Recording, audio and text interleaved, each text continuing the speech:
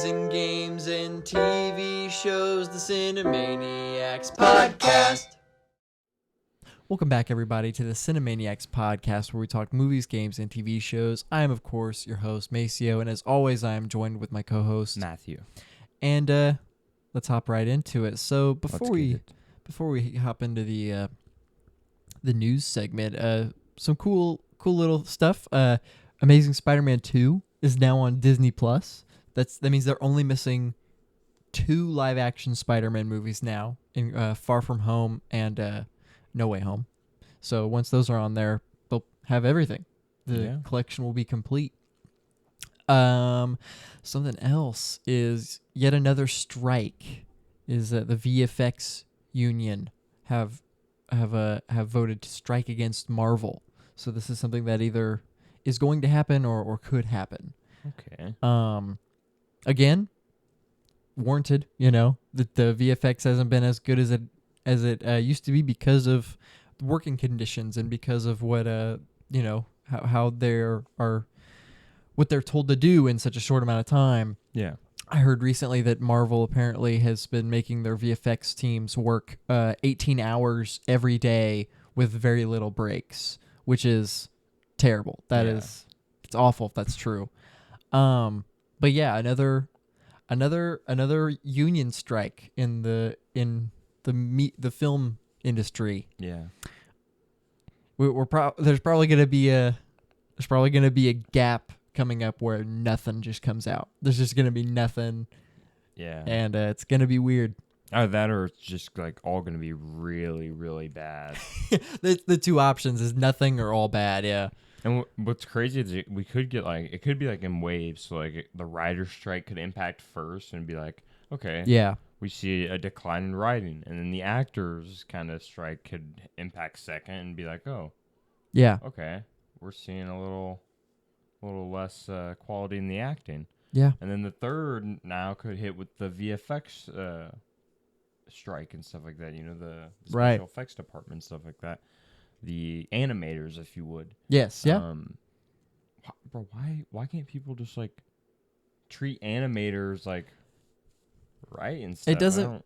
Yeah. Just workers in general, obviously, but it feels like animators specifically have been like a demographic of like people in their careers and stuff that are like not having good work experiences and stuff. Yeah. And I'm just saying like overall, like even in like Japan and stuff like that. Right, yes. With anime and stuff like just not really good working conditions in general for people who work on special effects or animation of any kind, really. Yeah. It's kind of weird.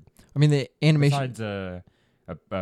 Besides the Teenage Mutant Ninja Turtles movie that came out recently, apparently the working conditions were like supposedly like a very top priority of like the higher ups and stuff like that. I'm sure Seth Rogen made sure that everything and everybody was like comfortable in their working environments, you know, which is very good.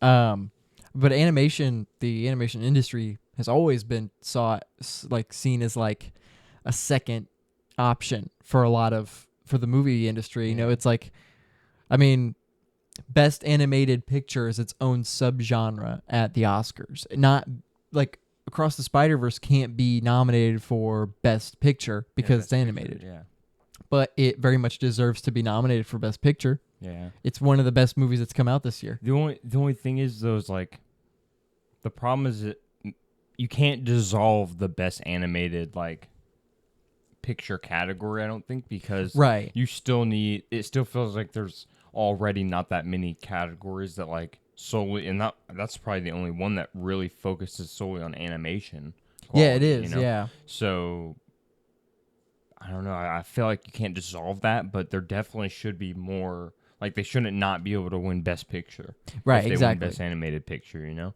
If a Best Animated Movie truly is, you know, the best movie of the year overall, then sure, it should just win Best Animated Picture and Best Picture. There's no reason it shouldn't. It's kind of like a director winning Best Director and then winning Best Picture because the picture is his or her movie. Yeah. But he or her also won for Best Director.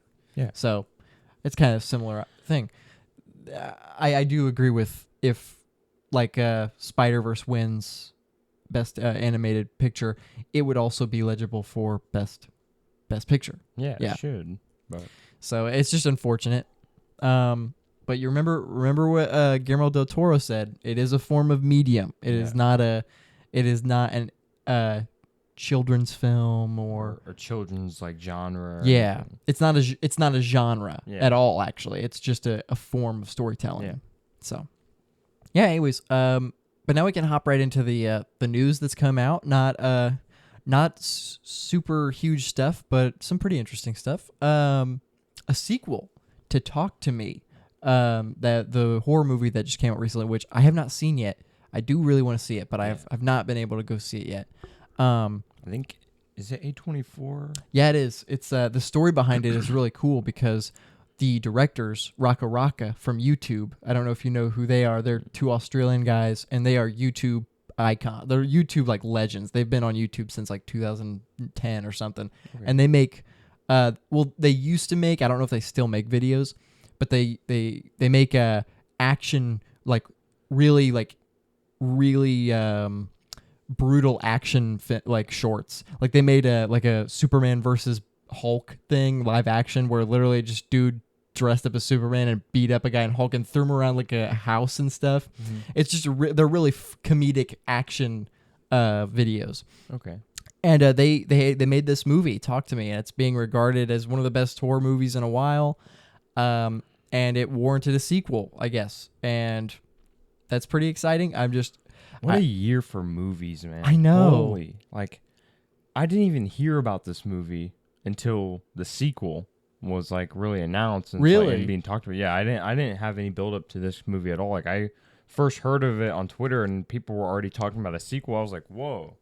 I was like, when did this movie come out? Yeah. And just like recently came out and stuff like that. Same weekend as Ninja Turtles, yeah. So, but it's just crazy how this year, man, there's just been so many good movies, it seems like, and so many more that are on the way.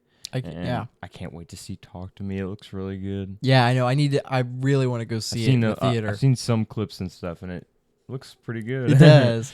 It's kind of funny because people are saying that it's like one of the best horror movies in a while, and then I've seen people are like, that's not very scary at all. Mm-hmm. But I don't know. I think the scariness of it is backed up by how good the story is. Yeah. So if the story's really good, then the scares they'll be pretty all right. You know, it doesn't matter if it's super scary as long as it tells a thrilling and well-told story, you know? Yeah, for sure. Yeah. So that's pretty exciting. I'm excited to see Talk to Me 1 and excited to see 2. Yeah. Uncharted. The Uncharted director is looking to do a sequel. First one was okay. It was a very basic and generic like adventure film, like an Indiana Jones type film. Yeah. And I haven't played the games, so I can't really speak on the games part. But it was fun. But I don't know that it really needs a sequel. It did well enough to get a sequel, honestly. I don't know. For me, Mark Wahlberg was like such a big drawback. Yeah, like it was like a lot of people were hyper reactive over Tom Holland getting cast as like Nathan Drake, right? Yeah, which he's definitely not like if you're going for 1-to-1 adaptation. He's not like the best Nathan Drake for sure. But I still think Mark Wahlberg as a Sully is like way worse. Yeah, that was the biggest why. Because like especially in the movie, it's like I don't know. Yeah, it just kind of doesn't work. Yeah. So maybe drop him. just drop him completely. Yeah. I don't know. It's I mean, a sequel is probably bound to happen just because it's a famous IP. So yeah, who knows? Maybe sequel will be better. And it's Sony, Sony. And it's Sony, yeah. So I mean, Sony will literally, they'll literally drive a universe without Spider-Man into the ground and still release movie after movie. Doesn't matter. They will milk anything for everything. Yeah, for sure. Yeah. Like Venom, I think the first Venom movie did pretty well, and then Venom 2 did okay. Yeah. I think Morbius would have stopped most production companies. I think Morbius would have been nobody wants to see this. We're gonna stop. And then they like doubled down with Craven. Yeah. They still have more coming out too. They have Madam Web. They Yeah. They got some stuff, which Yeah. But we got some news on that too. Yeah. But I don't know, man. What are they cooking? What are they cooking? Nothing. They're not cooking anything. They're burning, if anything. It's burnt. Yeah, it already is burnt, yeah. Yeah. But Sony, crazy. Yeah. The Continental, the John Wick TV show, got a trailer for that. It again, we already got a first trailer for it. It didn't really show too much. This next one, it shows a little bit more, but I'm just as interested as I was the first time, which is like, I just don't know. I don't know what it's gonna. I don't know. I kind of feel like I'm kind of down for John Wick spinoffs, but I'm more so down for like movie John Wick spinoffs. Yeah, I don't really think everything's got to have a TV show now. Yeah, I just don't understand why it needs a TV. And this is coming out soon, isn't it?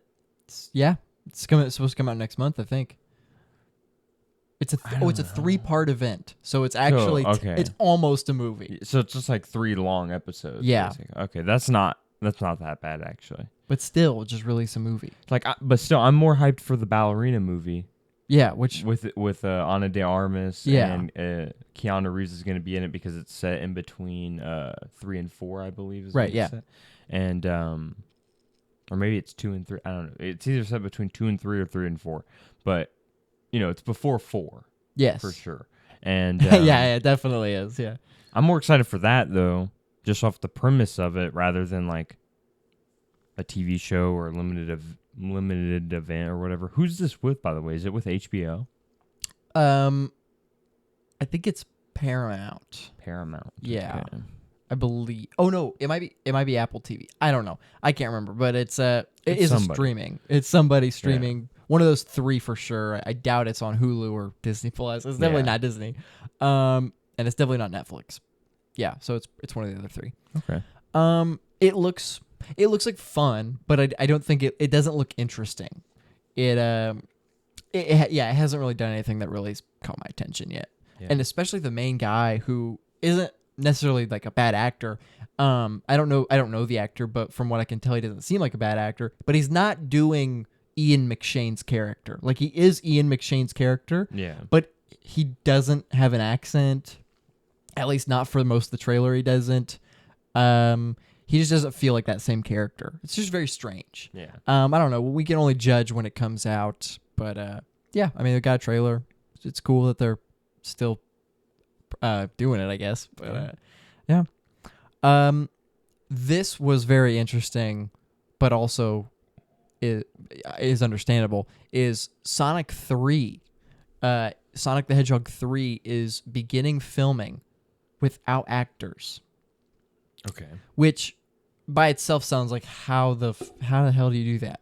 How do you even do that? But if you'll recall, both Sonic movies, they didn't have a person on set as Sonic. They like how Sean Gunn is on set for Rocket Raccoon. Yeah. They literally made statues of Sonic and Knuckles and Tails.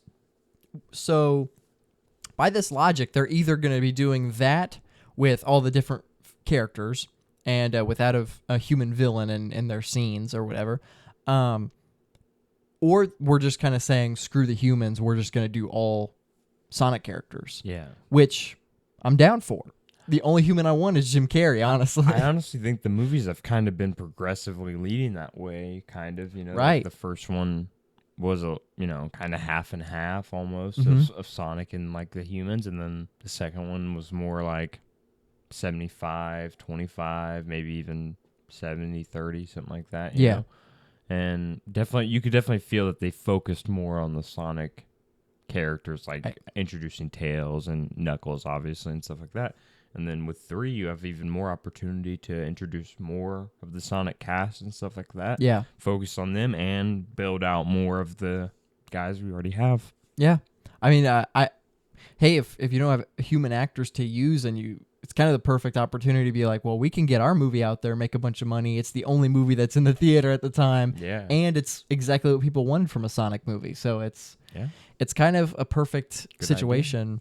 As long as there aren't any human characters at all, I guess. But we know that there has to be some. Yeah. So probably just filming without the humans for right now and just doing all the scenes that they don't have. But hey, I mean that means when it comes time for the like James Marsden and possibly Jim Carrey to come back and do those roles, that means they only have to be on set for a couple weeks. You know, they don't have to be there for very long. Yeah. So that's pretty good.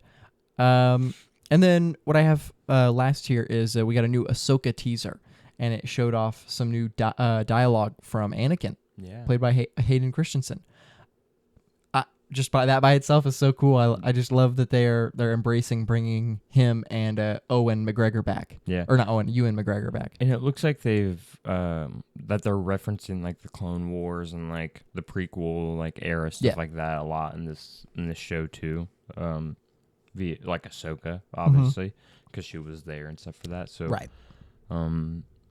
that's pretty cool. I mean, that's gonna be some awesome callbacks and stuff. I'm pretty excited for Ahsoka, honestly. Yeah, it looks very exciting. Ray Stevenson's character starting off that teaser. Yeah. He just looks so cool. And you think we're gonna see like actual like Anakin and Ahsoka flashbacks, live action? I wouldn't count it out. I mean, we're basically for sure getting Anakin flashbacks at least, which it's not too far off, I think, to have an Anakin and Ahsoka flashback in Ahsoka's show, because that's like her most important like relationship via the Star Wars. Like that's how she was introduced to Star Wars, was she's Anakin's Padawan and stuff. Right. So in her own show, that would make sense to have at least some flashbacks to her younger time with Anakin and stuff like that. It would be very interesting to see who they get to play like a younger Ahsoka Tano and stuff like that. Right. Because depending on... Honestly, I don't know if you could really have an Ahsoka Tano played by Rosario Dawson that interacts like with a Anakin in a flashback like that, because she's so young. Yeah, she's so young. Right. But I think Force Ghost Anakin could possibly be in the show, and and they could interact via there, which that's interesting. That's very interesting. That'd be pretty cool. Yeah, it's also something. It'd be a new new performance as Anakin for Hayden in a way that he has not done before, which is the master. He's getting to be that master role if they get to do that. Who knows? Maybe even Ewan McGregor comes back as like a Obi-Wan Force Ghost and stuff like that. Yeah. And kind of have like a Obi-Wan Anakin and Ahsoka Tano interaction or something. Would be really cool, as long as it's not a Liam Neeson at the end of Obi-Wan Kenobi. Yeah. As much as I love that little scene. Yeah. We should have seen more. Should have the show should have been like him in his head talking to him. They interacted a lot more, like in like actual Star Wars canon and stuff like that. Yeah, that like scene in Kenobi was more so was supposed to signify like the beginning of that relationship, basically not beginning, but more so like the rekindling of their relationship, because they already had a relationship as Padawan and Master, obviously, but. After Kenobi takes place, and then obviously up till the events of A New Hope, Qui-Gon and Obi-Wan, they kind of like communicate for a while and stuff like that. Yeah. And that's why Obi-Wan, that's how he was taught to become a Force Ghost. Was literally through Qui-Gon. And and that's how he eventually became a Force Ghost in A New Hope. And Obi-Wan is the one who taught Anakin Skywalker to become a Force Ghost in literally the final moments of his life. Like when he was dying, Obi-Wan was like, yo, instead of dying like forever, since you kind of redeemed your name and stuff like that, come be a Force Ghost. Here's how you do it. Come chill with us. It's real simple. Just gotta flip a switch or something. Just in your mind, just flip a switch. And then he did it. He said you're worthy enough to join the blunt rotation. Yeah. That's cool. But no, the Ahsoka show, I honestly am kind of, despite some of the Star Wars stuff recently being pretty trash or below average. Yeah. I'm kind of excited for Ahsoka. It does look very fun. I am looking forward to it. Speaking of Obi-Wan, that should have been a movie though. Yeah. That definitely an Obi-Wan movie. I could have messed with that. Well, especially if there was more like care behind it and stuff like that. A lot more time behind it and stuff. Yeah. It was supposed to be a movie. It was originally started out. I just learned it started out as a movie, and then they announced that Disney Plus was coming out and happening, and they were like, all right, well, let's break this thing down into 6 episodes. I still think though that the thing that could desperately save like Star Wars' reputation, especially the show version of it, is like a dark like Darth Vader Disney Plus show. That would be so, because there's like the Darth Vader comics of him like hunting down Jedi and stuff, and like mastering like more of the dark side, and like kind of dealing with like the unprocessed, literally like seeing kind of some Star Wars stuff that we haven't seen before through Darth Vader's point of view, basically. And that'd be so cool. It is, the comics at least, they don't have to be 1-to-1, but it would be pretty rad if they were 1-to-1. Yeah. Because they they give so much information like about like what they did directly after episode 3 and stuff like that, like literally the setup into the Empire and stuff like that, and you literally see it building. And not only that, but you get to see Darth Vader. You would literally, almost every episode there would probably be like a Darth Vader fighting like another Jedi or something like that that he's hunting, and it'd be pretty awesome. It'd be pretty cool. Awesome. That would be a lot. Oh my gosh. They're missing some monies with that one. Oh yeah, 100%. Especially because they'd have Hayden back, and then old fans would be like, "Yes, oh my gosh, yeah, that'd be so cool." But that's all I've got for our mainline news. Okay, what did you have? I got some interesting ones actually. Okay, start out with least to most interesting. We got Edward Berger, who was the director of All Quiet on the Western Front. Okay. He's his next film is called The Last Adventure, and it's reportedly a Netflix film that is going to star Timothée Chalamet, and it's going to be about an adventurer who's down on his luck, who sails around the world in search of a missing ship full of treasure from the Iraq War. Huh. So okay, yeah, German. Pretty sure Edward Berger's a German director. Yeah, kind of, because All Quiet is a German film. All German film, and kind of teaming up with Timothy. He's a guy who's known to like work with a bunch of foreign directors and stuff like that, and he's also a guy who's known to work with Netflix as well. So kind of 3 things that all kind of fit together. Yeah, probably gonna make a next movie together. So. That sounds like a lot of fun. I mean, All Quiet is amazing. It's great. So I think can't wait to see his next one. I think this could be really good. Yeah. This next one's interesting. We might have another Barbenheimer type moment slotted for next year, May 24th. Okay. All right. Follow me. We got 4 movies coming out on that day as of right now. That's gonna be impossible. I'm already. Yeah, I will preface. I'd say 2 of these end up actually coming out on the same day, probably, but probably not all 4. But as of right now, 4 movies on this day. 4 movies, yeah. Furiosa, starring Anna Taylor-Joy and Chris Hemsworth. Yeah. I believe it's a prequel to Mad Max Fury Road, or it's a sequel. I don't know. One of the 2. I think it's a prequel because they're younger versions. Oh, okay. Yeah. So it's a prequel to that. May 24th. Okay. Garfield, starring Chris Pratt. May 24th. The next Kingdom of the Planet of the Apes movie. Okay. And then a kind of a random movie I haven't heard about called If, but you're going to know who it's starring, John Krasinski and Ryan Reynolds. Oh. Yeah.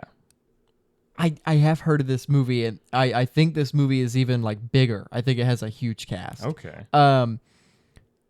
That's wild. Well, okay, so quick guesses. What do you think is coming out that day, actually? Garfield. Yeah. And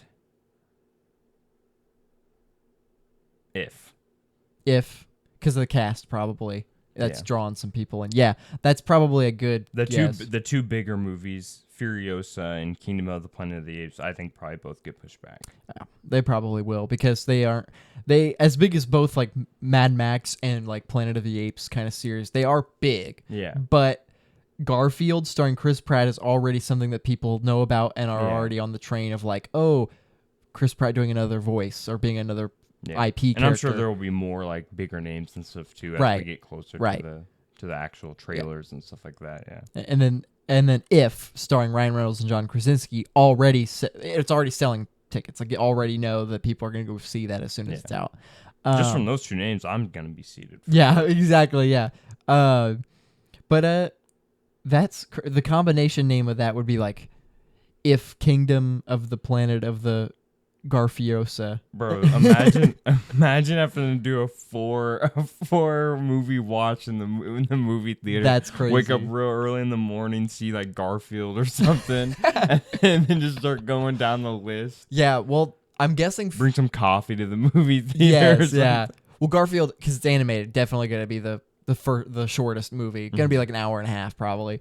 Then If probably being maybe closer to 2 hours. And then Furiosa being closer to 2.5 hours. Definitely want to end it on Planet of the Apes. Probably going to be that 2.5. Oh, yeah. Because the last one was like 2.5 hours. Yeah. So this one is supposed to be the 4th one following that like finale of, I don't know if you know what happens in War for the Planet of the Apes. Yeah, I've seen all 3 Okay. of them, yeah. So spoiler alert if you haven't seen it, Caesar dies. Yeah. So I heard these ones are going to be like kind of like in the distant like future where like the apes are like established now as like literally a kingdom over Earth basically. So it's kind of like the old like Mark Wahlberg ones, the really bad ones. Oh yeah. It's kind of like what's happening in those where they go to a different planet and that's like taken over by the apes and stuff like that. Oh yeah. It's kind of like that is like now Earth basically. Yeah. Because of what the movies have kind of set up.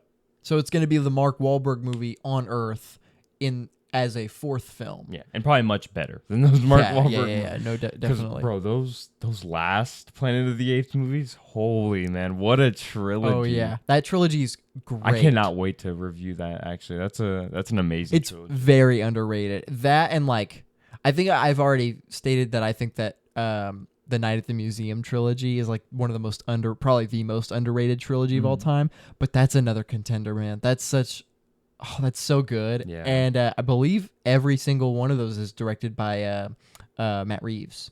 Oh, I think every one of them. I believe. I know he directed the last one. So, and the last one is great. To me, they kind of ascend in quality almost. Like there's things like, isn't Gary Oldman in the second one or something like that? Yeah, I believe he's the villain of the second one. I believe.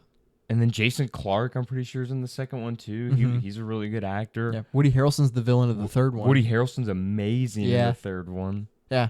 And Andy Serkis, he's the guy who's doing Caesar the whole time. He is like voice and motion capture. Andy Serkis is obviously a GOAT, but he's so good. That's why I'm worried about this film, is because he's like the best thing about every single one of those movies. Because he's so into it. Yeah, he is Caesar. He is, and so I wonder how good is this next one going to be without him? Like who's the ape we're following? Right. You know, there are apes to follow because we have established characters that we've met. You think it's going to be like Caesar's like lineage, kind of basically? That'd be very interesting. Yeah, I think that's kind of like imagine like it's literally like a Roman emperor situation where like Caesar, who's obviously named after Julius Caesar, is like kind of established his own monkey Roman Empire where his line is kind of because he is the creator of the kingdom. I mean, he is the reason why it exists. That'd be interesting. Yeah. That'd be. I'm very excited to see how that goes. Yeah, I doubt all 4 of those come out on the same day. Yeah, I doubt it. If they do, that would be insane. Yeah, that'd be wild.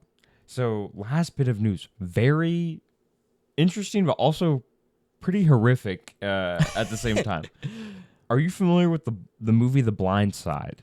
Yeah. This is an Oscar-winning movie That's so weird. I was starring Sandra Bullock and everything. Yeah, I just thought of this movie today. Yeah. That's wild. Okay. And it's about a real-life NFL player called Michael Oher, who had it's a heavily criticized movie kind of because of the themes that it suggests, I guess. Some people call it like a white savior movie because it's kind of like, white rich family saves black kid from the hood by adopting him and stuff like that. Oh, okay. It kind of is like that, but at the same time, it's like at the end of the movie, it's like, this was a real life story, so it's kind of like, well, you can't really dispute. Yeah. Can't really be upset, yeah. Apparently. Don't tell me that. Apparently, Michael Oher has alleged a lawsuit that his two parents that adopted him in the movie, his two white parents that adopted him, that Sandra Bullock plays, and I forget who the husband is. Right.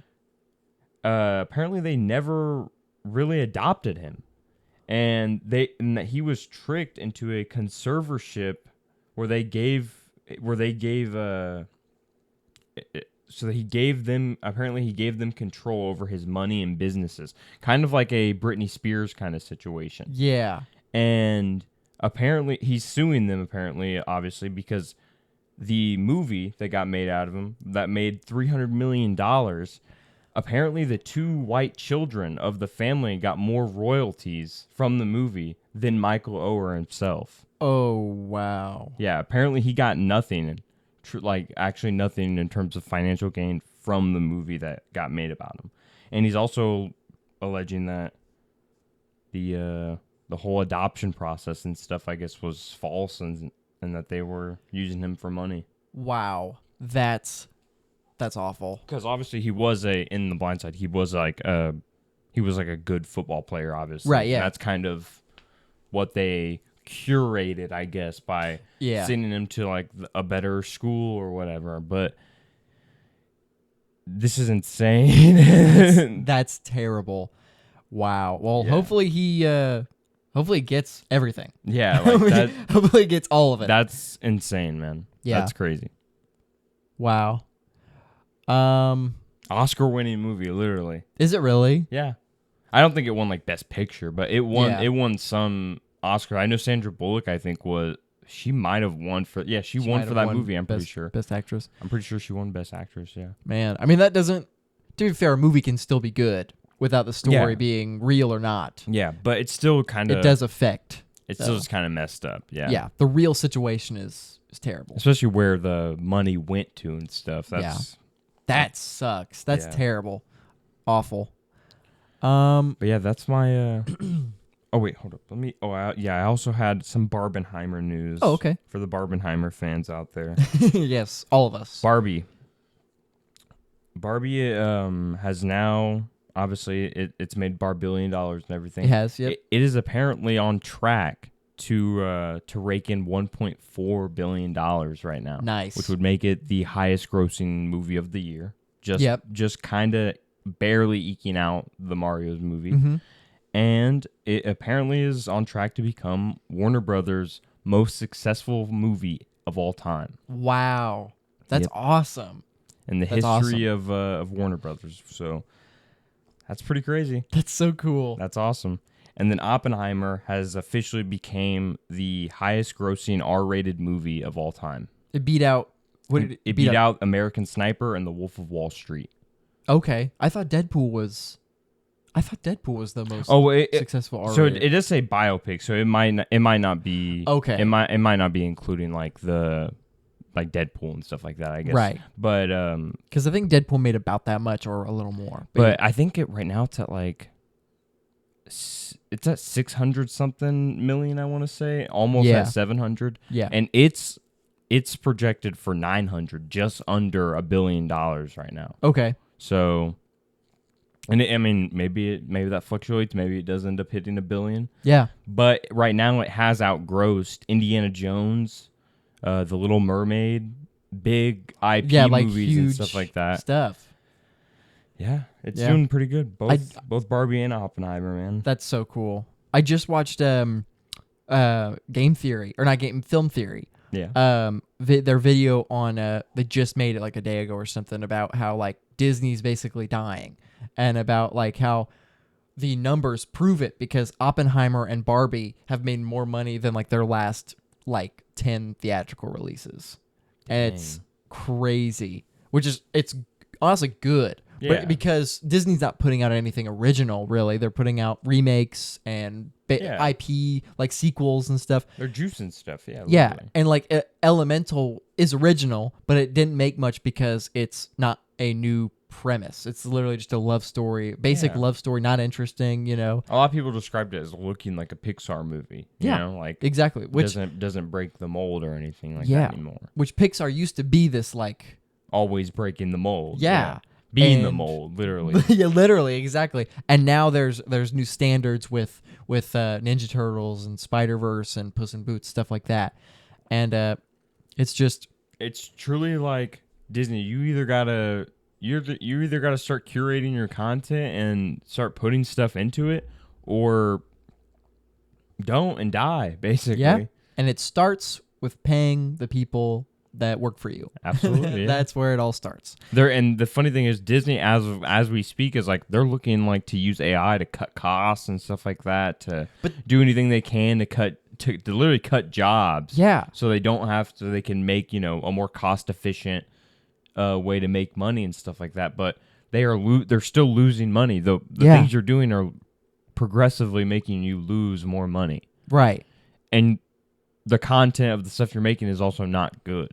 Yeah, exactly. So it's like it's more expensive and bad. Like, what are you doing in the long run? Right.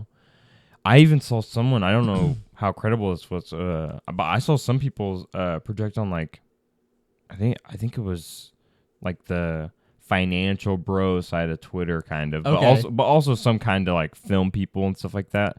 We're saying that Disney could end up getting like bought out as like a company in the coming future and stuff like that, like by Apple or something like that, like somebody on the rise, like Amazon or Apple or something like that, could end up swallowing Disney. That's crazy. If they stay on this like negative track, Yeah, and by buying Disney, you also pretty much buy every other part of the movie business. Yeah, a huge chunk of the movie business.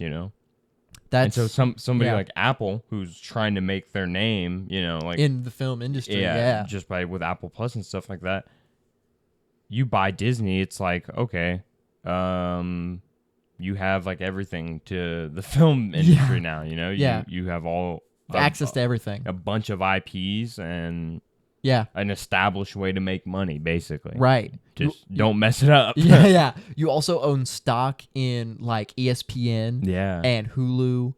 And that would be crazy, because that would be Hulu, Disney Plus, and like Apple TV, let's say, or Prime Video, whichever one. Yeah.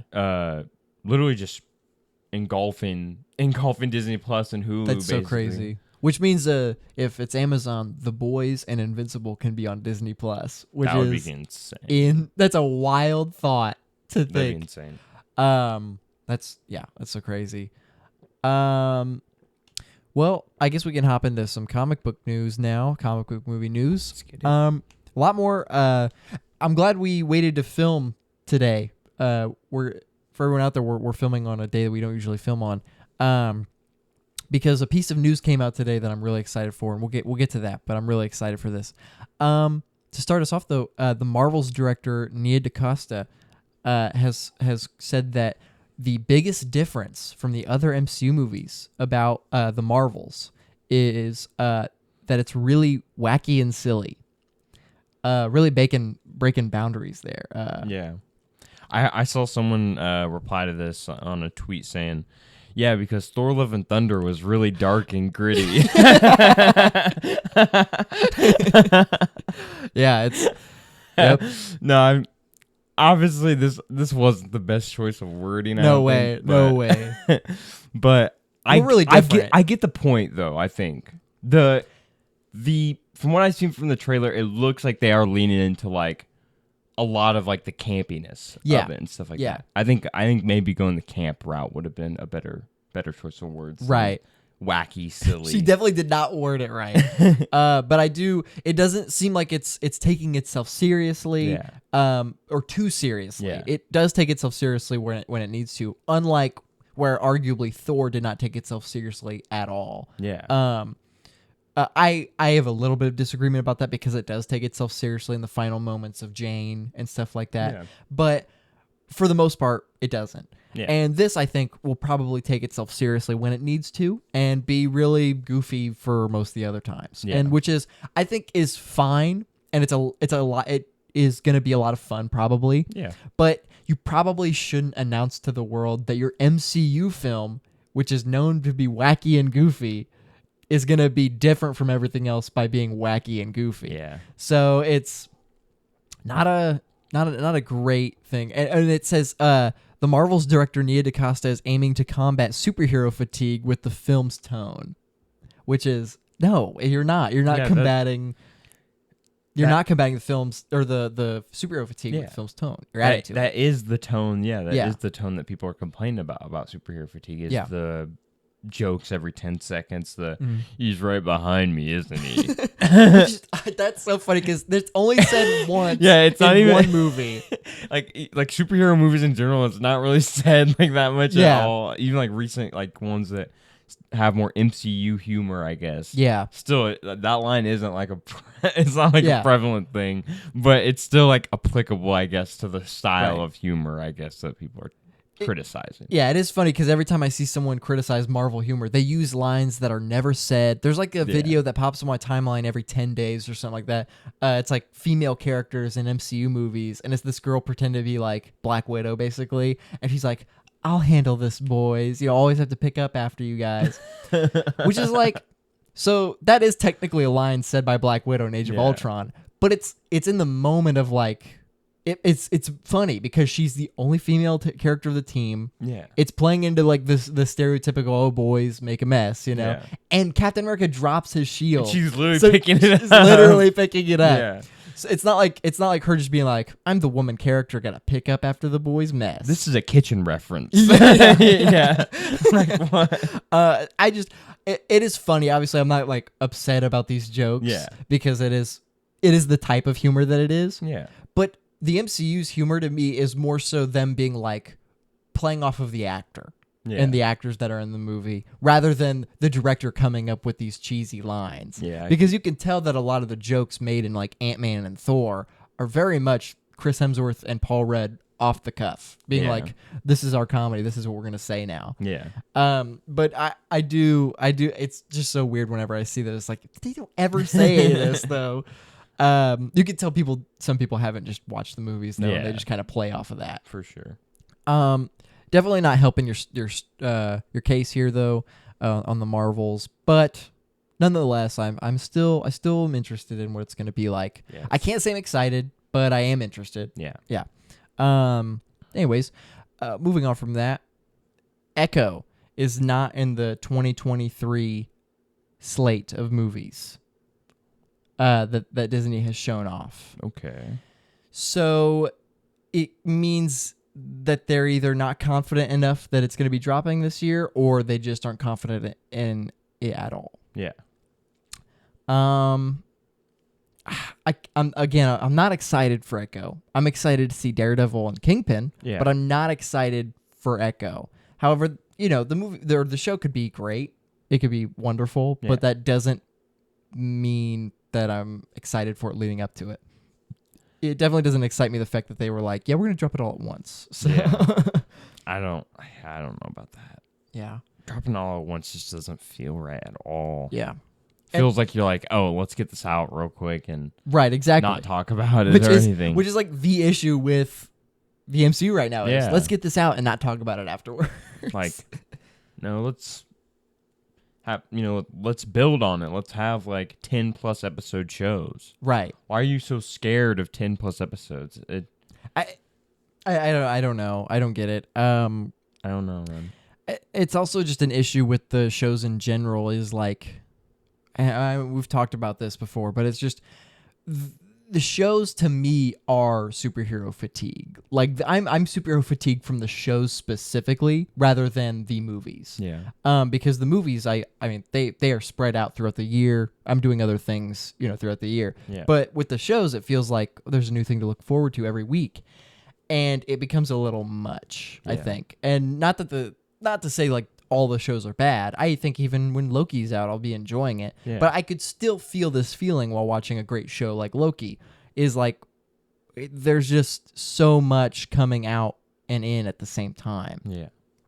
So it's just, and especially with this Echo thing, it not even being like on the slate for 2023 anymore, is like, if they're not confident in their own work, why should I be? Yeah. Why should I be excited for something they're not excited to put out? It's like, I'm gonna be excited to see Charlie Cox and like Vincent D'Onofrio. Yeah, of course. Again, but I'm gonna be more excited for Daredevil Born Again than this show. Like, that feels more like Daredevil.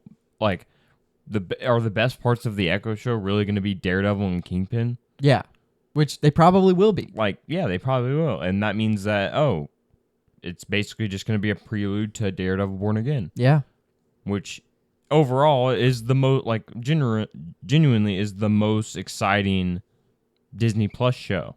Yeah, or like in terms of like what's the coming scope out. of it and like the information behind it. It's right. It's by far the longest in episodes. Yeah, 18 episodes. And it stars Charlie Cox as Daredevil. Yeah.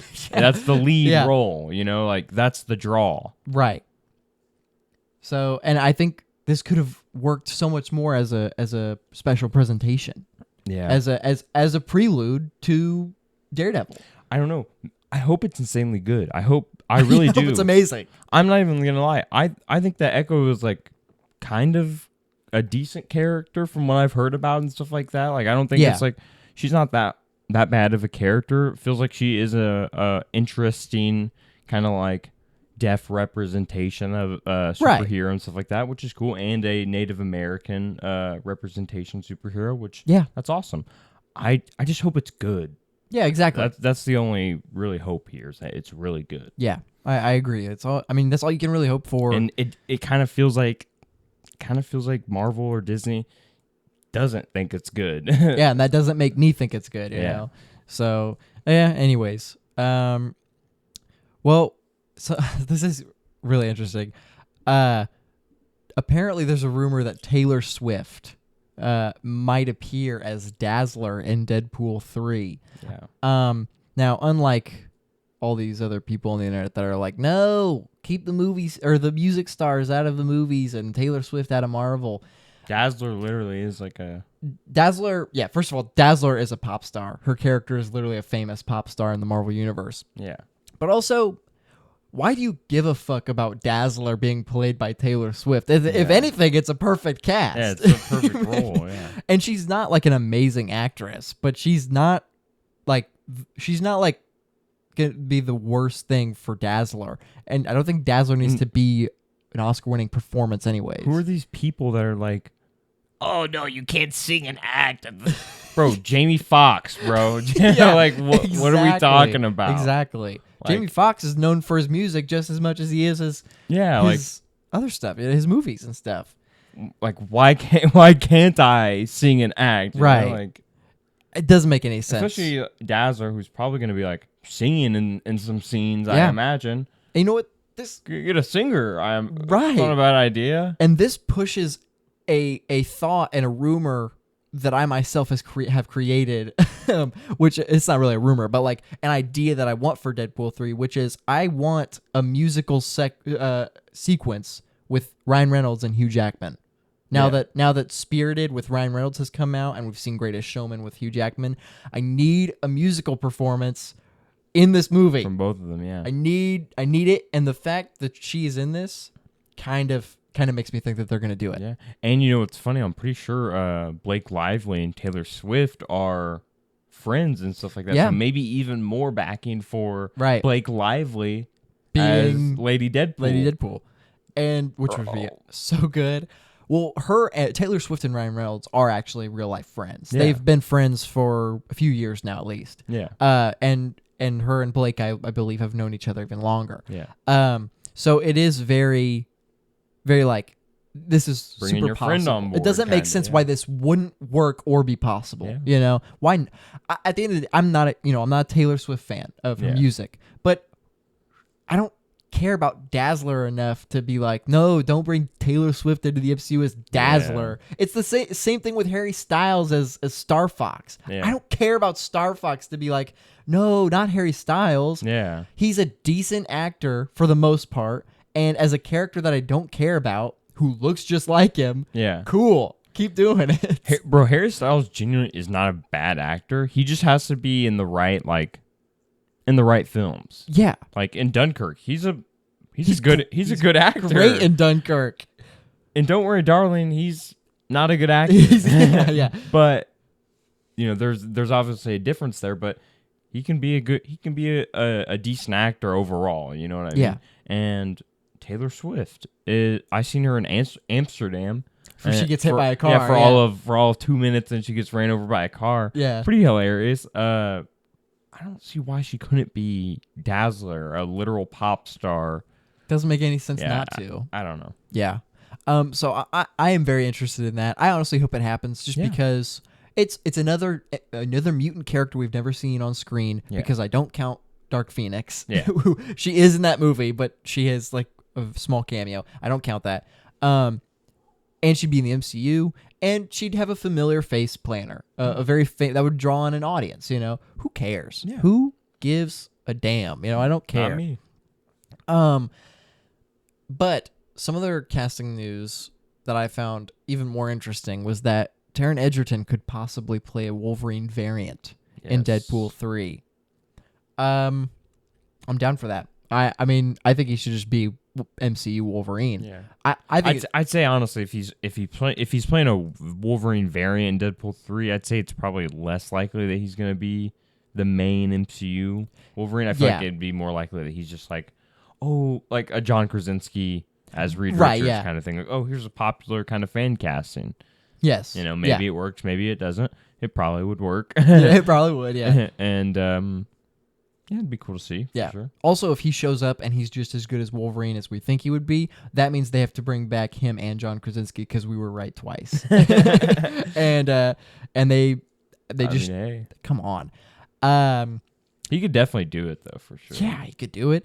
And I think thick cigar in his mouth. He definitely could. I think it's very possible that this rumor being like him being a variant, I think it's very possible that the movie could end with Deadpool finally in the MCU and just waking up and being like, huh? And then there's Taron Egerton Wolverine. That could be interesting. I didn't think about that, but yeah. Because variant in this sense, a variant of Wolverine in this particular setting would technically be an MCU Wolverine. The MCU Wolverine is a variant from the Hugh Jackman one, yeah. Right, because Hugh Jackman technically is the main one. Yeah. From what we know, yeah. Until they go, Hugh Jackman's the MCU Wolverine. Yeah, until they just say that, which I'm down for that too. I don't know, but...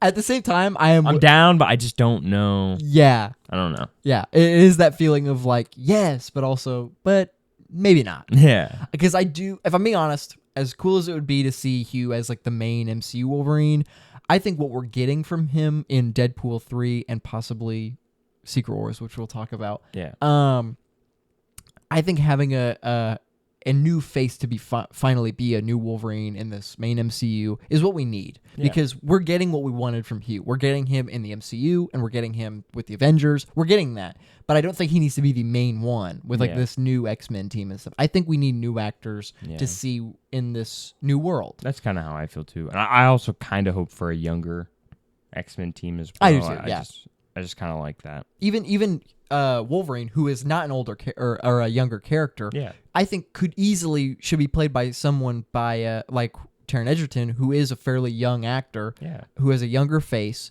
but could pull off an older guy. Yeah. Because Wolverine is an older guy, but he looks young. The whole thing is that he doesn't necessarily look like a 20-year-old, but he looks way, way younger than he is. Yeah. And I think Taron could pull that off easily. For sure.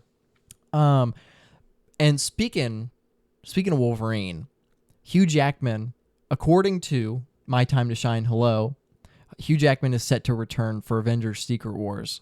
And this is, again, take this with a grain of salt, because My Time to Shine Hello is not an official source, but has been right many times in the past, but he's also been wrong in the past. Yeah. So again, you could take this as a 50-50 kind of thing.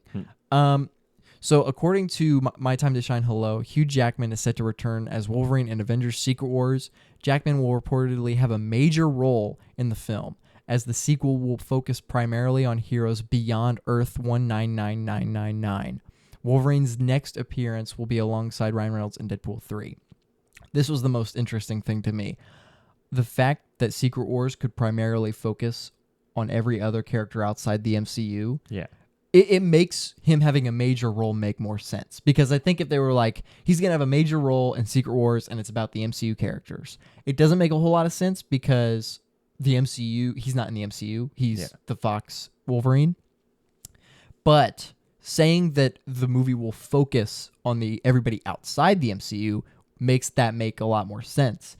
And I think that would be really cool because make Kang Dynasty where they all lose, maybe the MCU gets wiped out or something, and then make Secret Wars, everybody else helping bring the MCU back and then fighting in the final fight. And I think making it so Kang wins, just like Thanos won, but we're losing even more. We're losing an entire universe of people that we know of, and then watching the people that we grew up with save them. That would be amazing. Yeah, that would be awesome. and it fulfills this lifelong idea of everybody not owned by Disney. So Fox, the X-Men, Fantastic Four, Spider-Man, Punisher, Daredevil, Hulk, at this time, all forming their own Avengers team to bring back the Avengers that we know already. Bro. And which is something that they had already planned to do. They already wanted to do that originally, but no one could work it out and stuff. So do it. Do it, please. That'd be awesome, man. I can't explain how much I need this. I also heard that I saw on Twitter from rumors and stuff that Kevin Feige apparently before the actor strike talked to Andrew Garfield about returning as Spider-Man. And Secret Wars as well. So I think we could potentially get on this team 2 Spider-Men that we are very familiar with, along with Hugh Jackman, Wolverine. Oh my God. Just the fact that this is like not 100% happening, but very on the cuff of like, this is probably going to happen. Yeah. It's crazy. I just need to live until then, and then I can be all right. Then anything can happen to me. Tobey Maguire, Hugh Jackman, Andrew Garfield saving the MCU.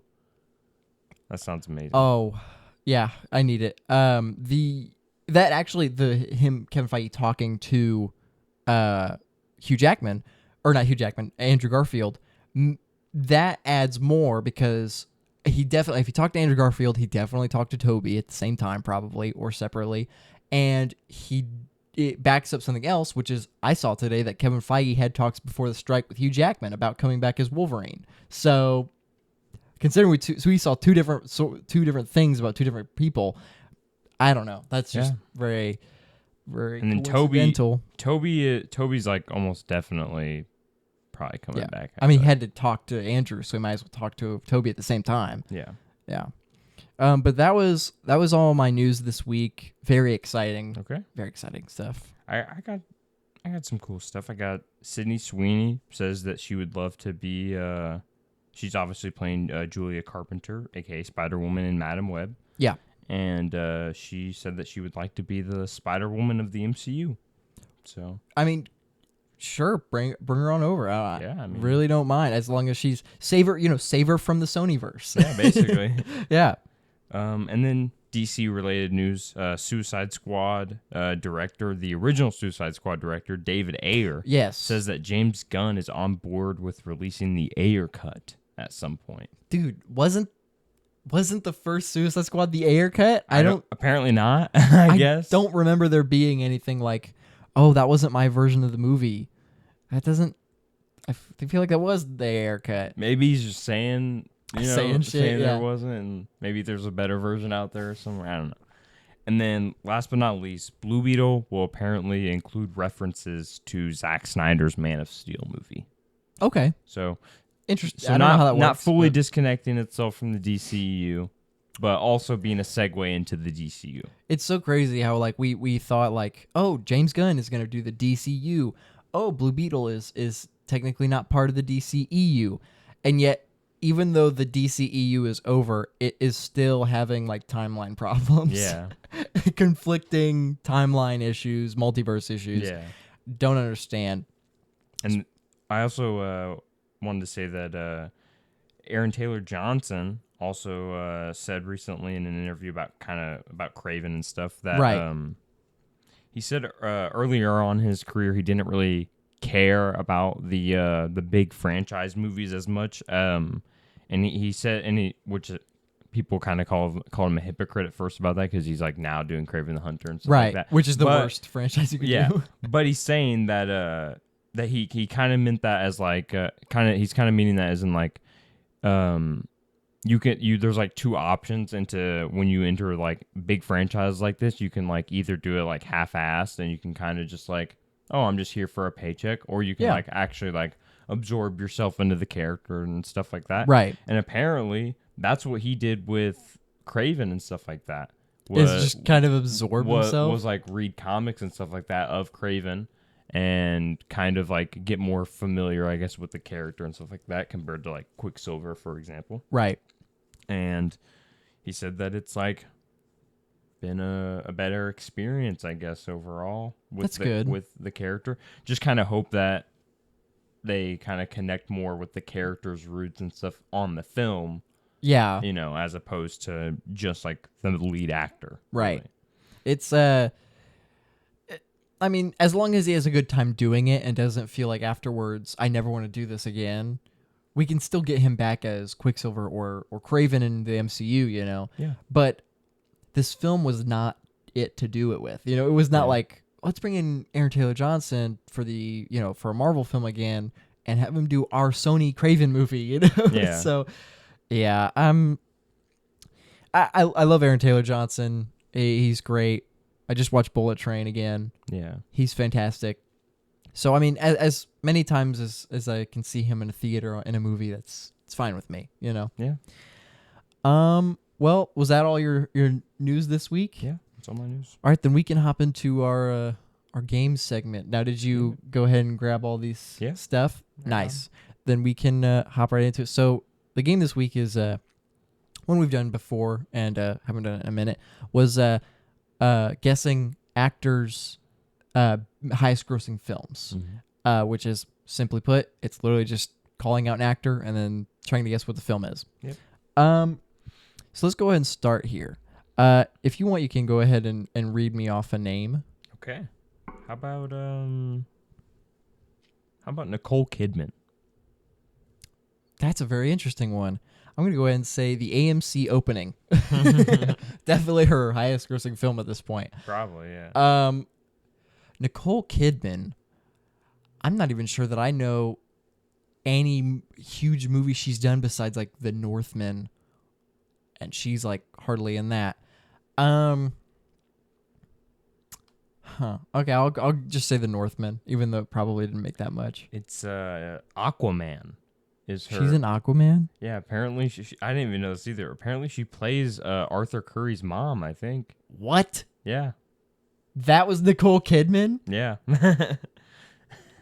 Wow. So yeah, Aquaman's her highest grossing movie. Well, that makes I didn't know she was an Aquaman either. That makes sense. Yeah, definitely makes more sense than The Northman.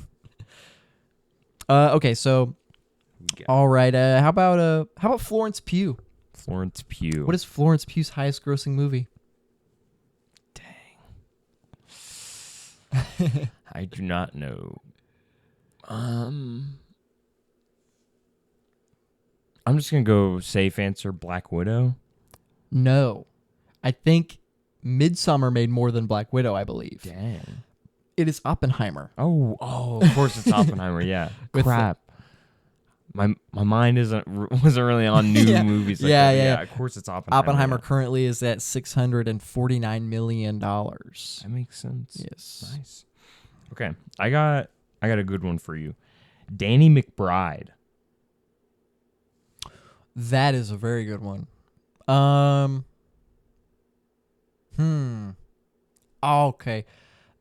I'm trying to think of like roles that aren't his terrible movies that he's done. Yeah. Okay. I have two options, and I'm going to go with the one that probably drawed in more of an audience, which is Angry Birds. No. Okay. It is Kung Fu Panda 2. What? Yes. Who does he play in Kung Fu Panda 2? He plays the one of the wolf-like leaders that is like one of like the henchmen kind of guys that just like fights Poe a couple of times in the Furious 5. Oh wow. Yeah. That's crazy. That's a crazy. And that's his most successful movie. What a dubious answer.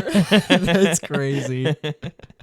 Oh wow. Well, Angry Birds I would have guessed, and then the other option was Tropic Thunder, but I didn't think that made probably too much money, even though it's amazing. Adam Sandler. Adam Sandler. This one makes me mad. I'm not gonna lie. This one makes me mad. Adam Sandler. I feel like none of his comedy movies made like any money. They all made like $10. Oh my gosh, I don't know. Yeah, this one really surprised me. I'm just gonna say like what I would think is his most Right. like, popular comedy movie. I'm gonna say Grown Ups. I thought it was Grown Ups. It's Hotel Transylvania 3. I was gonna say the first Hotel Transylvania. That makes sense. Nope. Hotel Transylvania 3. Yeah. Wow. Okay. Because 1 is good, 2 is okay, and 3 is awful. I don't think I've seen 3. Yeah, don't. There's 4. There's 4 of them. I definitely haven't seen 4. Well, 4 can't even count on this on that list of his highest grossing because it came out on streaming, so it didn't make pretty much anything. Yeah. But also, it doesn't star any of the original actors.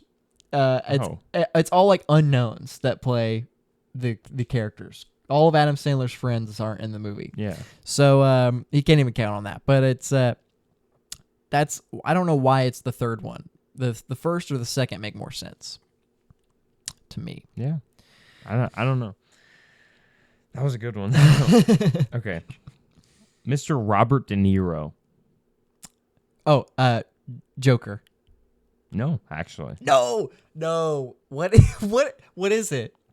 It's Meet the Fockers. Oh, wow. Bro, Meet the Fockers apparently did pretty good at the box office. I was surprised it wasn't Joker either. Joker's number 2. Yeah. And but no, Meet the Fockers did pretty good at the box office, and wow, that's De Niro's best highest grossing role. It's definitely not his best role. Yeah, best role. Man who played Travis Bickle on screen and stuff like that. Like he didn't play every other role that he's ever played. Yeah. Even Dirty Grandpa. Okay. Owen Wilson. This is a kind of tricky one. Yeah. Dang. Wow. I kind of want to go animated. He's in Cars, isn't he? He's Lightning McQueen. Yeah. Yeah. I'm just gonna go Cars. First Cars. Nope. No. And it's not Cars 2, and it's not Cars 3. It is Night at the Museum. Night at the Museum. Wow. I know. Did that well at the box office? I didn't know that it would have done that well, but it did pretty well. That's pretty crazy. It made $579 million. Nice. And also I at first thought it was Little Fockers was his highest grossing. Oh. But apparently Little Fockers was not his highest grossing. Owen Wilson's role in the Fockers movies are so funny, bro. He's hilarious in those. Okay, next up I got Denzel Washington. This is a hard one, I won't lie. Well, Equalizer 3 just came out, so it's not Equalizer. Yeah, it's 3. Definitely not Equalizer 3. No promotion for that movie at all. This is a hard one. It's not at least to me, it's not like a known Denzel Washington movie. At least for me. Right. And my right. knowledge of Denzel. Which is limited. Very limited. I don't. Well, okay, but this isn't really because I don't know. You probably know this movie. Is it Malcolm X? I do know Malcolm X, and it is not Malcolm X. No. Yeah. Okay. I don't. It is I don't know. a movie called American Gangster with Russell Crowe, I believe, is also okay. a movie. I did not. I even did not know that movie. Yeah, I didn't know about that movie, but that's his highest grossing. Wow. Yeah. Wow. Okay. Okay. Amy Adams. Oh my gosh, I was actually gonna choose her, but I forgot. I forgot what movie was her. Oh, is it Batman vs Superman? It is. Okay. At 873 million. It is unfortunately Batman v Superman. Yeah, that kind of sucks. Yeah, it really does. She's such a good actress. Too. I know. That first one I looked it up, it popped up Enchanted, and I was like, that kind of makes sense. But then I remembered that she was in Batman v Superman. Yeah. I was like, it's probably that. Yeah. Okay, up next I got Emily Blunt. Oh, Is it Oppenheimer? It is Oppenheimer. Okay. Yes. You okay? We had the same idea. It was Edge of Tomorrow before Oppenheimer came out. Okay. Edge of Tomorrow is the one with Tom Cruise and stuff. But it is now Oppenheimer. Yeah. Okay. Cool. I took a gamble on that one because I felt like maybe you did what I did with Florence Pugh. Yeah. All right. Margot Robbie. Barbie. Yeah. Yeah. Barbie. Yeah. It is Barbie. Her previous. Oh, by the way, Barbie's at 1.35 million or billion. Nice. Originally it was David Ayer, Suicide Squad. Yeah. Which only had like I say only, but it was like 500 million or something. Yeah. I'm surprised that it didn't. As terrible as it is, I'm surprised it didn't make more because of the hype around it, and even after it came out with like everybody dressing up as Joker and Harley for Halloween and stuff. Yeah. Mr. Movies himself, Tom Cruise. Oh yeah.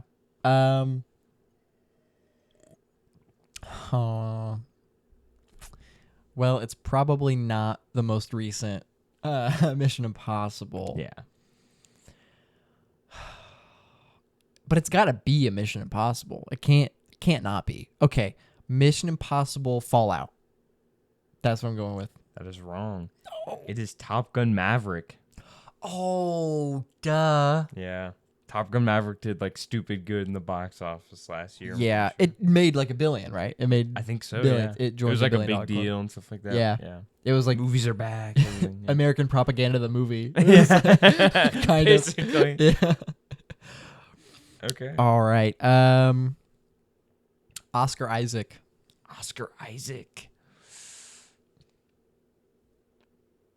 He's in so many like he is billion-dollar movies. I honestly don't know.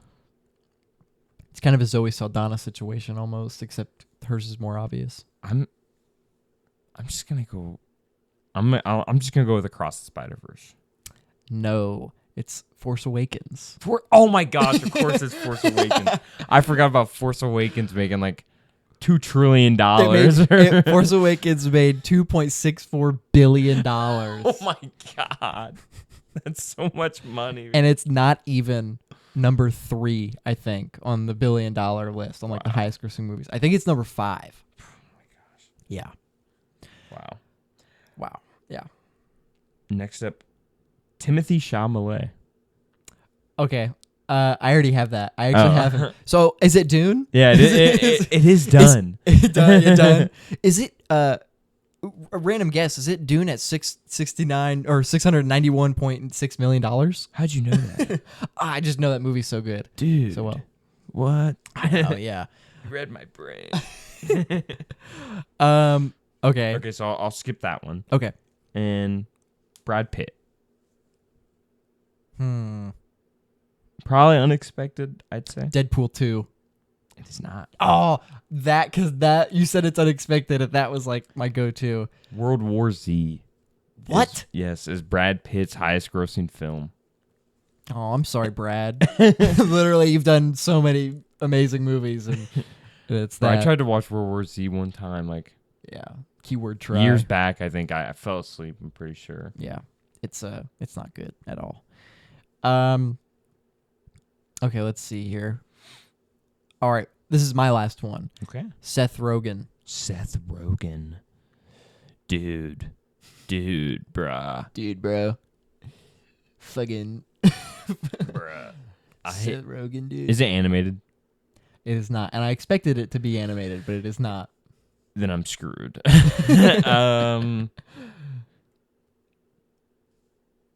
Give me. His movies haven't made much. Yeah, his movies don't make anything. Yeah. Just give me This Is the End for 500. I really wish that was the answer. It's Neighbors. Bro, I actually thought about saying Neighbors, but yeah. How much money did it make? $270.7 million. So wow, that's his most. His highest didn't even break 300 million. That's insane, man. Yeah. And Neighbors should not be his highest. That's nowhere near his best comedy, like at all. No, it's not. You know, like it's not. This Is the End, in my opinion, is his best. Definitely it feels like a culmination of like that kind of comedy. Right, exactly. You know? Like This Is the End to me was that kind of big finale of weed comedies in the early 2000s. I can definitely see that for sure. Yeah. Wow, that was surprising. Yeah. That was good though. That was a lot of fun. Yeah. I like this game. It's really super easy to put together. Yeah. Okay, well with that we can jump into our recommendation. Or recommendations or what we might not recommend. Yeah. So I got a lot of not recommend. Yeah. You did again another week where you watched a whole bunch. Yeah, I got 5. Yeah, nice. Not bad. So and we could split this up here because I have a couple to do too. So we can split it up this week. Whereas last week I had 2 but more 1, and then you had 7. Yeah. So it was just one long list of you doing 7 or 8 or whatever. Yeah. Well, I'll start off here with both my movies are rewatches that I have not reviewed. Okay. I'll start with Bullet Train. Bullet Train. I rewatched Bullet Train. Still one of my favorite movies. I love Bullet Train. It was one of my most unexpected of 2022, and we've already talked about it on here a couple times, I believe, and so I'll keep this pretty short. But Bullet Train is just all out one of the best action movies I've ever seen. It's got amazing character work, amazing world building in such a small film, like such a short runtime. Yeah, it's not even that short, but it's like just this one movie has so much world building. Yeah, and the characters are amazing, especially Lemon and Tangerine, played by Brian Tyree Henry and Aaron Taylor Johnson. Amazing cinematography. Yeah, the scene where Tangerine finds out who the Diesel is. I made that my new profile picture because that scene is so good looking. Him in that moment where he's all beat up looking. Oh yeah. Oh, that shot is so sexy. I love that shot. And then the pink and blue kind of background. But the movie's a lot of fun. Hiroyuki Sanada, so much fun as this kind of. It's the first time I've seen him in more comedic. I mean, he doesn't really make a whole bunch of jokes at all, but he has a moment. It's the moment where he's like, I want to tell you a story, and he's like, no, you don't have to tell me a story. It's like, are you sure? It's really short. It'll be really quick. He's like, no, please no. He's like, all right, here we go. It's a really funny moment. It's a lot of fun. It just goes. It doesn't stop once it starts, and everybody's a lot of fun in it. Brad Pitt's a lot of fun in it. I highly recommend Bullet Train if you have not seen it. It definitely was a sleeper hit of 2022, but one of the best, I believe. And I gave it a 8.5 out of 10. Okay. I got Guns Akimbo as my first one I'll review. It's led by Daniel Radcliffe, famously known as Harry Potter. Yeah. And really? I didn't know that. He has guns for hands. Are you serious? Yeah, that's basically the premise of the movie. Is he has guns for hands, and yeah, that's it. That's what happens. He's like a pacifist kind of guy. He's shown explicitly to be like extremely non-violent and stuff like that. Right. But of course he gets guns for hands. Yeah. And I don't know. To me, this movie feels very much like, oh, look at this. Harry Potter saying fuck and killing people for an hour and a half. Like, okay. My big problem with this movie is the cameraman, bro. The cameraman, he needs to take his ADHD meds or something. Bro was off his rocker while making this. Bro cannot stop moving regardless. Oh, if there was a flip, every single, I'm not even joking. There was at least 4 or 5 different times where the character rolls and the camera rolls with the person. That's cool. If it's a cool shot. If it's one time, but oh, look at me do it again, and then again, and then again. I'm like, what are we doing here, man? It's just. I don't know. I didn't find much of it funny. That was a big draw of it, was a bunch of it was supposed to be funny. And there even is some okay story work. The villain is kind of a TikToker that's yeah, I want to monetize, the human race sucks, and so I want to monetize violence and death and gore as much as possible and stuff. But at the same time, it's literally it's so gamey. It's so like it's so video gamey that it feels hollow. It feels very hollow. Yeah. Samara Weaving's also in the movie. She plays like the kind of like an antagonist to the Daniel Radcliffe's character for a most part of the movie, but ends up joining him at the end. And I don't know. It just doesn't. There's nothing here. There's no soul. There's no nothing. Even the comedy, which I know, like I shouldn't be looking that deep into a movie called Guns Akimbo, where the dude has guns for hands. Yeah. But the comedy, the stuff that you're supposed to be gaining from it, is just kind of like just sitting there. Yeah. I'm watching it. It's not really funny. Yeah. Just there.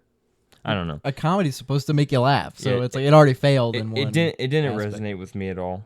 I ended up giving it like a 3.5 out of 10. Yeah. I think I'd avoid it personally. Yeah. I remember this movie coming out, and I've never seen it, but this is the role that a lot of people point out when you say, "Oh, I don't see Daniel Radcliffe as Wolverine." I've seen a lot of people point he's played this kind of darker role in this kind of crazier, bloody, cursey role. You kind of see that, but at the same time, he's like his character is definitely nothing like Wolverine in this movie because he's literally like a soy boy. Like he is basically a soy boy. Yeah. Okay. But it's if you want to kill some time, I guess. Yeah. Kill I think an hour and 20 minutes. Yeah. Turn it on, I guess. Yeah. Well, my next movie was Nobody with Bob Odenkirk. Have you seen this movie? I have seen this movie, yeah. Okay. So I watched this probably a year ago, and I really enjoyed it, and I still enjoyed it, but I found I didn't like it as much as I did the first time. But this movie, all you need to know about this movie is it's a lot of fun. Yeah. It's straight up just fun action, funny moments. Bob Odenkirk gives a pretty good performance overall. I mean, it's clearly not his hardest work. He's obviously Better Call Saul, but this is clearly an easy day for him. But he still gives a pretty good performance. If you don't know what it's about, it's the writer of John Wick 1 and 3, and it kind of feels like he wanted to make another John Wick movie with this film because there's weird world building. And like the best way to put it is like the continental kind of Ian McShane character. They put someone in here that's like that, but it's so quick and it feels so forced. It feels like maybe there's this secret underground world of assassins in this universe, just like John Wick. Yeah. But it feels so forced because he's in the scene. And all he does is like give him a file on these guys, and he feels so high class, like a John Wick character. But it quickly like disappears, and no one talks about him again. It's very strange world building, and it doesn't really work. They bring in like a bunch of different characters, like John Wick, where he's got an old war buddy who we don't see until the very end, who helps him like take out all the bad guys and stuff. And there's a bunch of corny dialogue. Some really corny dialogue, but it's all a lot of fun, which I think works. So it's like there's a line where the guy's like, he sets up a trap that'll fling a guy out a window, and he says, "Ladies and gentlemen, this is your captain speaking. Prepare for takeoff." And it's like very generic, very cheesy, but it works. It's a lot because there's a lot of action and fun going on. The best way I can describe the movie overall, it feels like when you're playing GTA 5 and you have backed up in a corner and you shoot the cops as they come in the bank. Kind of that feeling of like you literally can't get past me kind of action, which is a lot of fun. And again, Bob Odenkirk really good. Christopher Lloyd is probably the standout to me. He's perfect as the like retired war vet who is he's perfect like this grandpa character who isn't mean. He's not a mean old man, but he's also not a clearly happy old man. He's just kind of just kind of there. He's just kind of I'm old and I'm sitting here in this chair. Yeah. And watching him shoot people with a shotgun, I've never seen an old man with more joy in his heart. It's so funny. Overall, movie's pretty generic. It's pretty basic. It's a Russian mob. tries to hunt down Bob Odenkirk, who's a mythic legend, Yeah. But it's a lot of fun, and that's the most I could say about it. A lot of great action. Ended up giving it about 7 out of 10. It's purely a fun time, and I would definitely recommend it. It also feels like this movie is perfect for dads, because this is like, oh, this is me when an intruder breaks in. This is what I would do. I would be like, this is me if I ever had someone in a home invasion, you know? So, anyways, it was pretty good though. Yeah. Next up, I got Heart of Stone, new Netflix and Gal Gadot action movie. Can keep this one pretty brief. It's a Gal Gadot Netflix action movie. Yeah, and that's all. That's really all there is. It's the problem with this movie is everything is so convoluted. There's so much going on in the movie itself. It basically like drops you into a world that's like already built out and stuff like that. Yeah. There's already names and stuff that we're supposed to know, and they don't really offer that much explanation. But the problem is that there's so much of it that you can't really absorb any of the information that they give you. Okay. And they kind of just overload you. They literally just sensory overload you with information, and it's kind of just, you don't really remember a whole lot of the movie. Yeah. The only thing you remember is like the action sequences, kind of, and some of the janky like special effects of like Gal Gadot looking like Slenderman going through the air and stuff like that. Besides that, I don't know. I'll just say this: I'd much rather prefer movies like these not be made compared to like creative action movies like John Wick and Extraction and stuff like that. Yeah. This feels like the wrong direction to go action movies and stuff. Right. And there's also like some like chippy, like quippy, like back and forth comedy, and it is cringe. It is so bad. I would just stay away from this one for sure. I gave this one a 3 out of 10. Okay. Probably one of the worst movies of 2023, if not the worst movie that I've seen so far of 2023 movies. That's probably a fair assessment. Yeah. Gal Gadot has kind of found herself in this area where she's kind of become an Arnold Schwarzenegger or like a Jean-Claude Van Damme type actor, where they're just doing bad action movies. Yeah. You know, every now and then they do a Terminator, or they do she's doing Wonder Woman. So she has her moments, but she is kind of becoming this actress. Yeah. That's Heart of Stone, Red Notice. Yeah. She's becoming like, if there was like a duo of like Arnold and Jean-Claude Van Damme of today, it's probably The Rock and her. Yeah. It's probably a fair assessment, I'd say. Yeah. Well, my last recommendation, I finished Barry. So this is going to be my first TV review. I'll try to keep it as short as I can, but this show is so good. I will start off with the one thing I don't really care for as much is in the final season, this isn't a spoiler, in the final season there's a time jump. And I don't really care for the time jump. I don't care for it, but at the same time, the rest of the story, it makes sense. Like it doesn't make, it's not like why'd they time jump here? That doesn't make sense. I personally just don't like that it had to time jump. That being said, this show is amazing.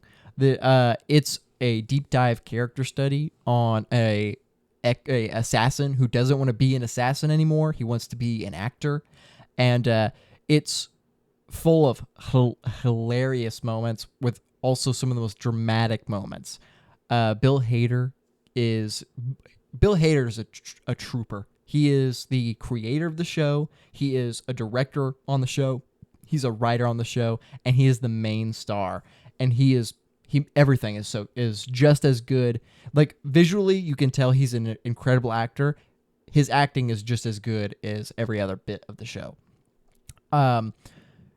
Henry Winkler is in the show, and he plays he is the second main character, kind of.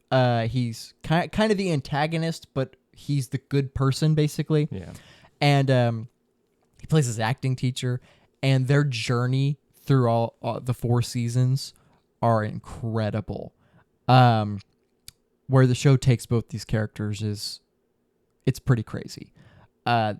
Some other mentions is Sarah Goldberg, who plays the love interest of the show. She's an incredible actress.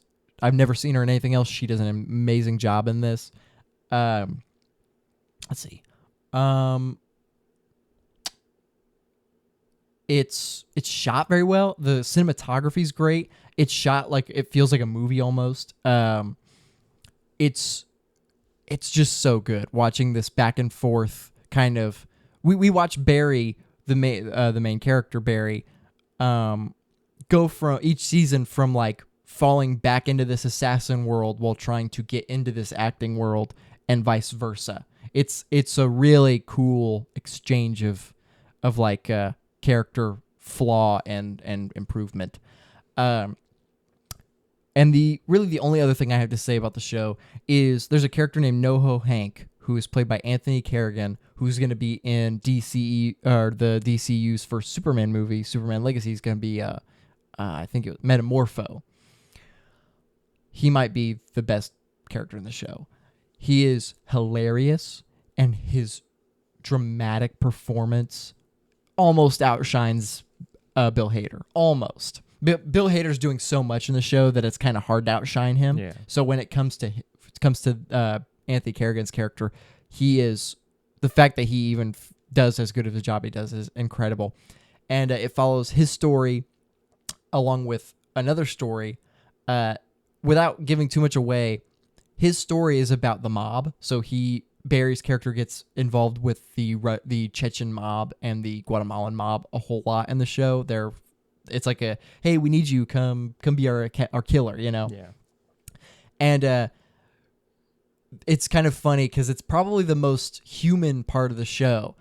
The kind of gangster mafia part of the show is the most, we should all be friends and we should all hang out together. I mean, the entire storyline of the mob is instead of being enemies, let's form our one big group and sell drugs together. It's like it's a great thing. And watching this character kind of realize that might not work all the time, and his the duo that he has with another character is perfect. And the final time that we see this character in the show is one of the greatest shots I've ever seen. It's an incredible shot. I'm thinking about it. It's so good. My favorite part of the show probably is his storyline, but the show overall, incredible. I thoroughly recommend watching this show because one, it's short. It's 4 seasons. There's 8 episodes in each season, and every episode is 20 to 30 minutes long. It's easy. You could watch it all in one day. Yeah. Barry on HBO Max or Max, whatever. Amazing. I gave it a 9, or I'm kind of vice versa on 9.5 out of 10. But I think I could strongly say 9 because the time jump part, it's not a huge thing to me, but if it didn't time jump, I think I could give it the 9.5. Okay. Great show. Incredible show. Can't wait to watch that one for sure. Yeah.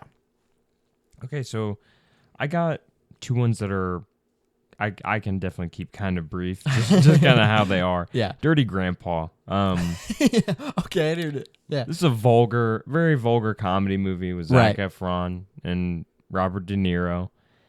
And I don't know. I'm definitely not one to be too overly harsh on comedy movies or anything like that. Like I'll give a comedy movie 5 out of 5 stars if it achieves what it's trying to achieve, you know? Yeah. And Dirty Grandpa I think when I was like 12 or so, this movie probably was like the funniest thing in the world. Yeah, it was like your favorite movie. And I think if I was like severely intoxicated, this would probably be the best movie in the world. Yeah. But watching this like completely sober as like a grown adult is just kind of like, this is just kind of like nothing. Yeah. It's literally just Robert De Niro saying the N-word and seeing his penis and stuff like that. Like, right. Okay, he's trying to smash Aubrey Plaza the entire movie and stuff. Which, granted, Aubrey Plaza is probably the funniest part of the movie, like unironically. She's the most attractive and best part of the movie in general. But I don't know. And then Zac Efron and his like basic like oh, I'm gonna leave my wife, who I'm about to, or my soon-to-be wife, for this random girl that I never met before, kind of trope. It's kind of okay because it's kind of like, oh, his wife is like marrying this woman he doesn't really want to marry symbolizes like him accepting like whatever life his parents want for him or whatever, and then him choosing the college chick is like him like choosing his own life, I guess. But Yeah.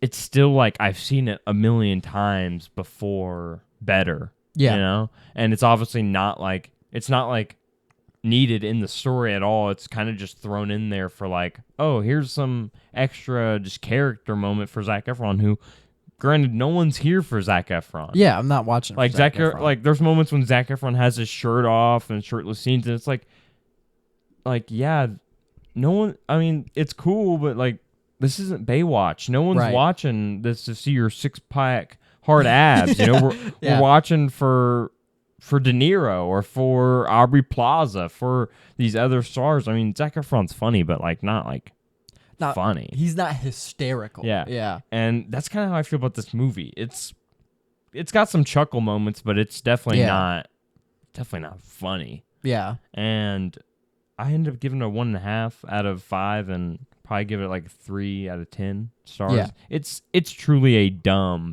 really dumb yeah. comedy movie. It really is. Once you hear De Niro say the N-word, you don't ever need to hear it again. Like the first time, it's like, whoa. And then the next time, it's like, he shouldn't have done that. Yeah. He should not exist. Next one I have up is a horror movie called The Wretched. It's like a Netflix horror movie. Came out in 2019.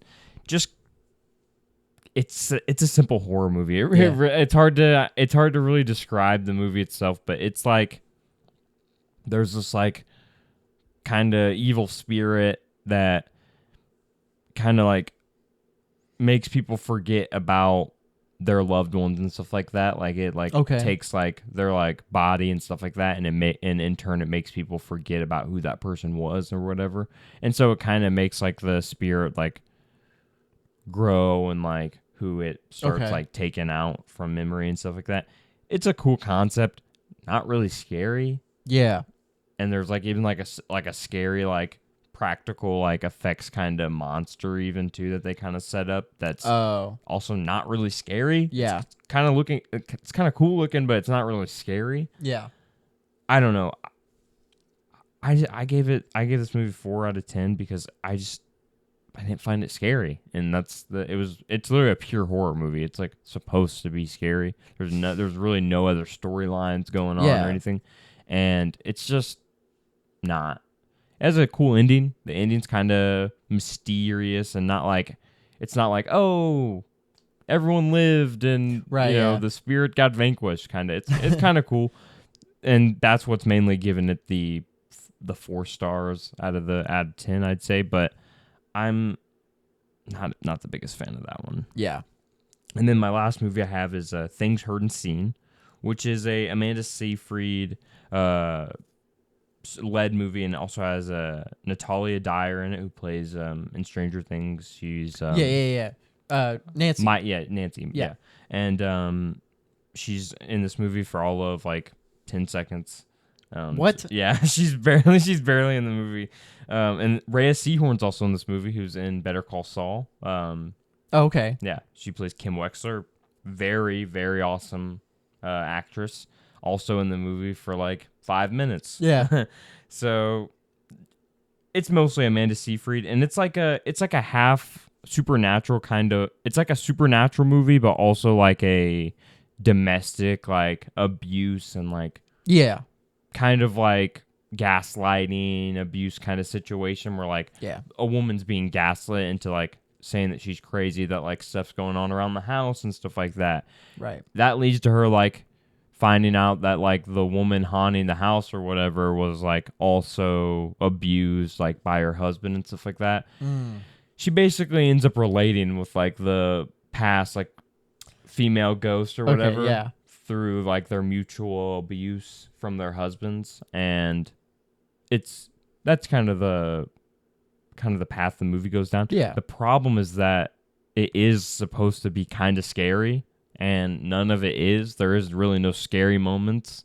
More so just kind of like, oh man, that's kind of it's kind of fucked up. Just kind of messed up domestic abuse moments, not really like scary moments, you know? Yeah. Especially the supernatural stuff. There's like a literal moment where there's a floating cloth, and I'm like, am I supposed to be like intimidated by this or something? Just a floating wet rag. Yeah, this isn't like 1940 where like you can throw a cloak over somebody, cut out some eye holes, and it's like a ghost. Whoa.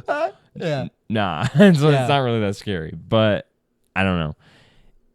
It was okay. It was an okay movie. Kind of similar to The Wretched, the previous movie I reviewed, in terms of quality. Like I gave it I did review this one, yeah. I gave it around 4.5, I think, out of 10. And it's an okay movie. Yeah. There's some good stuff to it, but I don't know, some of it feels kind of corny. Right. And kind of not executed well. But it wasn't bad. Yeah. I just kind of wish Natalia Dyer was in it for more. Because she's kind of like, I didn't really see like trailers for it, but I clicked on it on Netflix, and she's literally like in the poster and stuff like that, and she's like kind of like in like the little promotional shot for it and stuff like that, in the little trailer that plays for it. It's like they did that on purpose. Why isn't she like in it? Yeah, you know. But I don't know. I'd recommend it probably. It's not too bad. Okay, and it's short too. I'm pretty sure it's like an hour and a half, something like that, hour and 40 minutes maybe. Okay, so it's not horrible. Nice. Yeah. Well, we've come to the end of the episode now. Yes. This is the end, my friends. But not the end of the show, because we'll be back next week, hopefully, with another episode where we talk about movies, games, and TV shows. But if you want to, in the meantime, if you want to catch us elsewhere. Yeah, Night Gunslinger. Yeah. You can find us on all of our social medias, including but not limited to Instagram. And then you can find... You can find us on YouTube and TikTok, all that. You can find our podcast Instagram. We are at Cinemaniacs Pod. You can find me on Instagram separately. I am at Maceo Movies. I am at Loader Reviews. And you can find us on all the listening apps, all the streaming platforms out there. Spotify, Apple, all of them. The ones you've never heard of, probably. Well, thank you so much, guys, for listening and tuning into this episode. We'll see you guys in the next episode of Dragon Ball Z. Nice. Thumb up. Well done. See you next time on Dragon Ball Z. The Cinemaniacs Podcast.